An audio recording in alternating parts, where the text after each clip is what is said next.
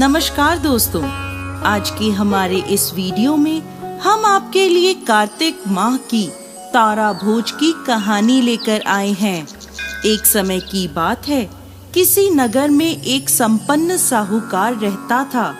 उसके भरा पूरा परिवार था। 3 बेटे बहू, पोते पोती, बेटी जवाई, नाती नातिन आदि सभी बहुत खुश थे। एक समय कार्तिक माह में साहूकार की मंझली बहू ने तारा भोज का निश्चय किया। उसने तारा भोज की कहानी अपनी सास को सुनने के लिए कहा तो सास ने मना कर दिया और बोली, मुझे अभी मंदिर जाना है, पूजा पाठ करना है। उसने अपनी जेठानी से कहा, आप मेरी कहानी सुन लो। तो जेठानी ने भी मना कर दिया और बोली, मुझे अभी खाना बनाना है। अब वो अपनी देवरानी से बोली, तुम तो मेरी कहानी सुन लो। तो देवरानी ने बहाना बना दिया कि बच्चों को देखना है। फिर उसने अपनी ननद से कहानी सुनने को कहा तो ननद ने भी मना कर दिया और बोली, मेरे ससुराल से बुलावा आया है, मुझे जाना है। अब बहू बड़ी परेशान हुई, करे तो क्या करे। साहूकार का घर राजा के महल के पास था। बहू राजा के पास गई और बोली, आप मेरी कहानी सुन लें। तो राजा बोला, मुझे व्यापार देखना है, देश चलाना है। साहूकार की बहू निराश हुई और घर की तरफ लौट चली। रास्ते में उसे अपनी पड़ोसन दिखी जो पानी भरकर वापस आ रही थी। बहू पड़ोसन से बोली, आप मेरी कहानी सुन लो।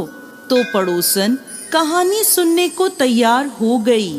बहू और पड़ोसन ने मिलकर पूजा अर्चना करी, कहानी सुनी और आरती करी। पूरा महीना दोनों ने मिलकर यही नियम किया। बहू का कार्तिक माह का तारा भोज का नियम पूरा हुआ।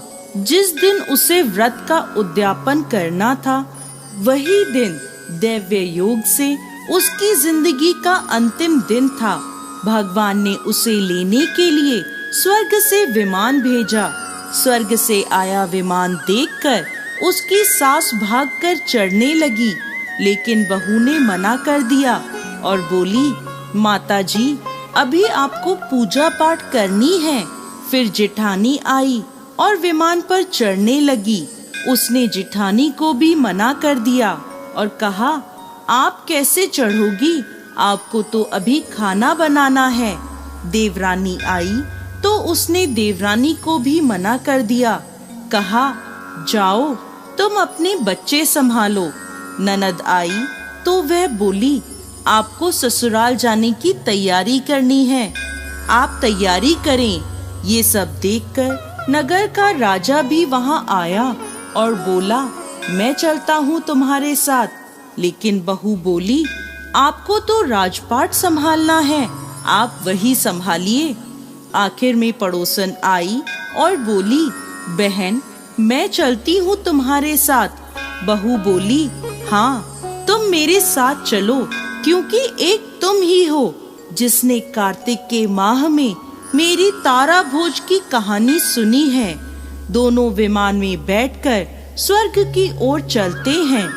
तभी रास्ते में बहू को अभिमान हो जाता है और वो सोचती है, मैंने कार्तिक का पूरा व्रत किया, कहानी कही, इसलिए मुझे स्वर्ग का वास मिला है। पर इसने तो कुछ भी नहीं किया, सिर्फ कहानी सुनी है। फिर मेरी वजह से इसे स्वर्ग का वास मिल रहा है। बहू मन में ऐसा सोच ही रही थी कि अचानक भगवान ने उसे विमान से नीचे फेंक दिया। उसने पूछा, भगवान, मेरा अपराध तो बता दीजिए, आपने ऐसा क्यों किया? तो भगवान बोले, तुझे अभिमान हो गया है, इसलिए तू धरती पर ही रह। आने वाले 3 साल तक तू लगातार तारा भोज व्रत करेगी, तभी तुझे स्वर्ग की प्राप्ति होगी। और भगवान पड़ोसन को स्वर्ग ले गए, क्योंकि पड़ोसन ने बिना स्वार्थ के पूजा पाठ सच्चे दिल से किया था। अब बहू को अपनी भूल का एहसास हो गया।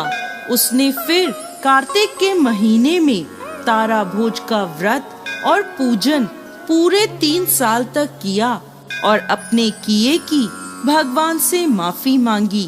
तीसरे साल फिर से विमान आया और इस बार बहू को अपने साथ ले गया। हे कार्तिक देवता, इस कहानी को कहते, सुनते और हुंकार भरते सब पर कृपा करना। जय कार्तिक महाराज।